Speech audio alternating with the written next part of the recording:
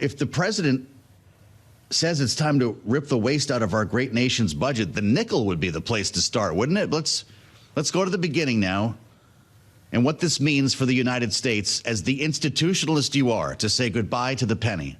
Are you doing okay? No, I mean, this is really a moment that arguably should have happened 20 years ago. That's when we started, that's when the penny started costing more to make than it was worth. And there were jokes on TV shows like The West Wing about how useless the penny was. One of the reasons why there are 300 billion pennies in circulation, according to the Treasurer's estimate, is because they are so useless in the eyes of consumers.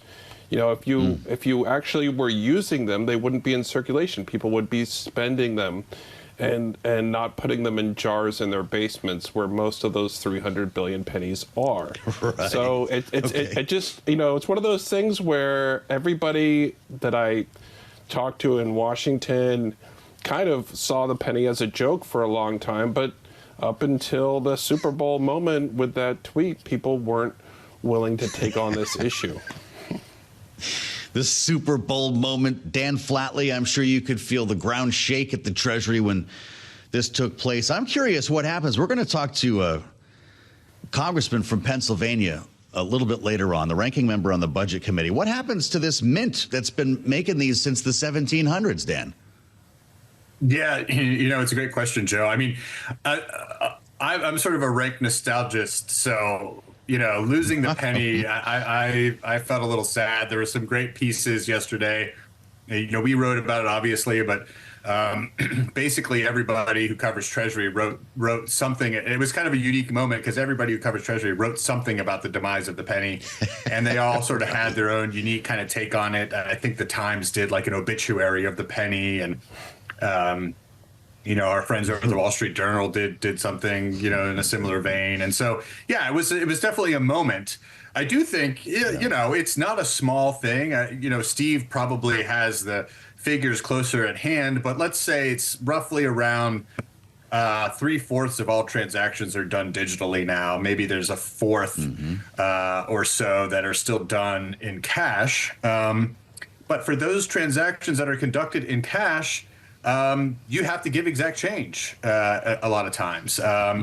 It varies state to state. There's a sort of a patchwork of laws, but it does create some complications. I'm not saying that it's a reason to keep the penny around forever necessarily, but it does create some complications. And so you did have a couple of folks yesterday come out, including a association representing retailers, saying Congress needs to act here, provide some clarity, and that's kind of what we're waiting for now. So we'll see. I'd be curious to hear what the representative has to say.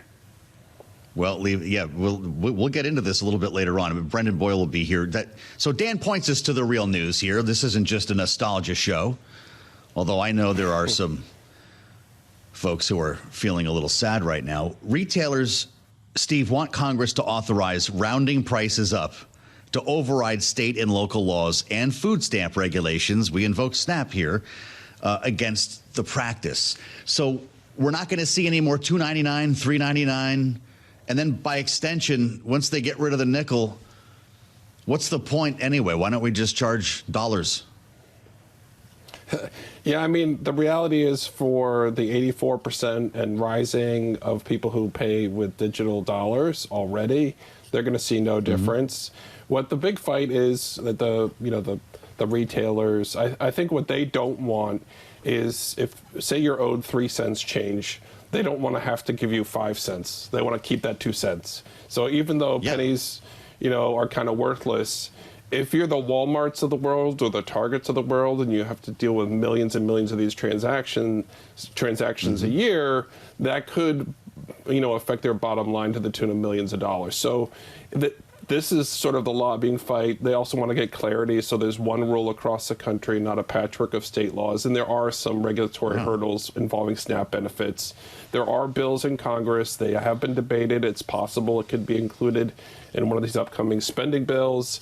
But, you know, this is the culmination of decades of lobbying to keep the penny, specifically by the company that's made the billions and billions of blanks in Tennessee called Artisan.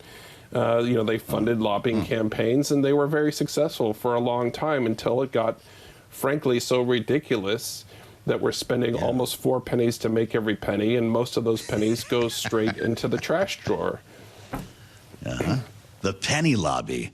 We're going to blow the lid off of that one next, although maybe it doesn't exist anymore. I guess that's the point of this. You still carrying change around, Steve? No, I mean, I haven't used cash in a very long time, except for occasionally to like tip the person who cuts my hair. The only person I've seen in the U.S. Capitol pay with pennies in the last couple of years have basically been really old senators who are sort of stuck in their ways, and you're kind of waiting behind them in line, and you're thinking, I'm thinking to myself, okay, this guy is wasting 10 seconds of his very valuable time, because they're a U.S. senator, 10 seconds of my very valuable time, 10 seconds of the cashier's time, and then that penny has to go be counted and then sent to a bank on a truck, and then from the bank to the Fed on another truck, and from the Fed to a retailer on another truck for a penny. And it just strikes me as kind of silly that we still have them. But it is a part of Americana. A penny saved is a penny earned, a penny for your thoughts. And we are losing something, except there are 300 billion out there. Now, here's one thing that the government doesn't. One thing the government really does not want you to do. They don't want people to panic and give them back their pennies. The last thing the government needs is to have 300 billion pennies returned to banks this week. That's one of the reasons, I think, why the treasurer is saying, hey, it's still legal tender. You don't need to give it to us real fast. Because there have been studies done on this. But when John McCain tried to get rid of the penny during the first Trump administration, that warned, hey, it would cost us lots and lots of money if people did that, because we don't have the facilities to securely store 300 billion pennies.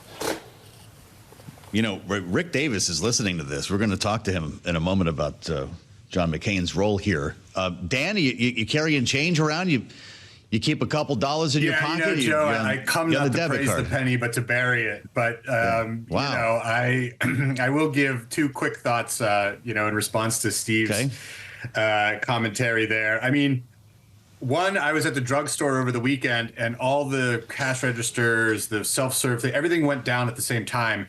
And the clerk behind the counter said, do you have any cash? Of course, I said, no, I don't have any cash. So I had to put my stuff back and walk out because they weren't conducting transactions digitally. So that does happen from time to time. And the other thing was, I thought on a more, again, nostalgic note, but, Derek Tyre, who's performing the duties of the deputy secretary, was at the Mint yesterday. And one of the things that he said, which was interesting, was he noted that the penny bears the imprint of Abraham Lincoln.